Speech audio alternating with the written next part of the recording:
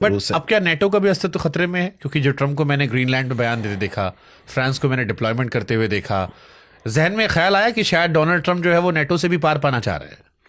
देखिए, इसको कई तरह से हम देख सकते हैं।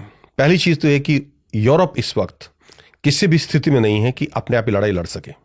वो पूरी तरह से 100% अमेरिका के ऊपर निर्भर है रूस से मुकाबला करने के लिए। दूसरा, इसका एक एंगल ये भी है कि कहीं ना कहीं मुझे लगता है अमेरिका में ये भी एक स्कूल ऑफ थॉट चल रहा है कि हमें रूस की ज़रूरत है, क्योंकि जो फाइनल लड़ाई है, जो अंतिम युद्ध होगा इस दुनिया में, जो सबसे बड़ा युद्ध होगा, वो चीन का और अमेरिका का होगा।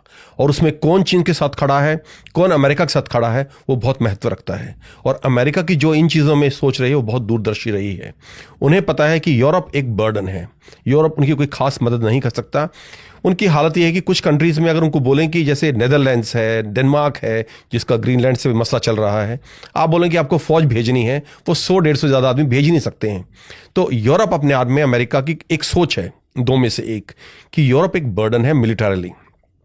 कल अगर जब वो they will take on China, who will be more beneficial to them, Russia और Europe?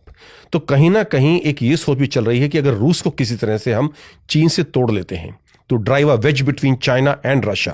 This is also a school of thought which is going on in Washington.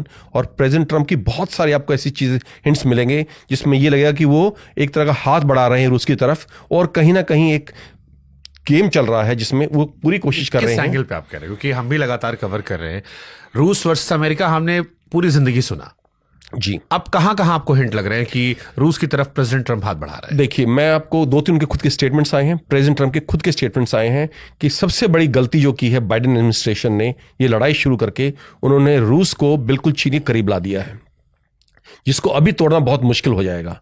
और ये चीज, दे कॉन्टिनेंटल पावर्स हैं, चाइना और Russia, they are big continental powers, और अगर ये इकट्ठी हो जाती हैं तो इनको हराना लगभग नामुमकिन है। और जैसे मैंने आपको बोला, इनकी लड़ाई एक दिन तो होनी ही होनी है। ये it's a matter of time now. 1 साल लगे, 2 साल लगे, 6 महीने लगे, कहना मुश्किल है, लेकिन अंत में युद्ध तो होगा ही होगा, because it's a war for supremacy now. America किसी भी तरह में अपनी जो उसकी हेजेमनी है, जो उसकी सुप्रीमेसी है इस वक्त वर्ल्ड में, उसको इतनी आसानी से गिरने नहीं देगा। उसका चैलेंजर सिर्फ एक है, चीन।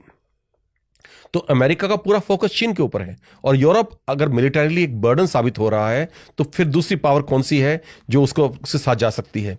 हिंदुस्तान है, पर हिंदुस्तान की मिलिटरीली वो एक स्थिति नहीं है जो रूस की है। रूस इज अ सुपर पावर, और अगर रूस और चाइना इकट्ठे हैं तो अमेरिका, उसके चाहे जापान, फिलीपींस, यूरोप, इंडिया सब लग जाएं, वो इनको नहीं हरा पाएंगे। बट जैसे अभी हमने ऑपरेशन सिंदूर में देखा था कि जब इंडिया और पाकिस्तान लड़ने आए तो दुनिया ने कहा कि ये पहली बार है जब 2 न्यूक्लियर पावर लड़ रहे हैं।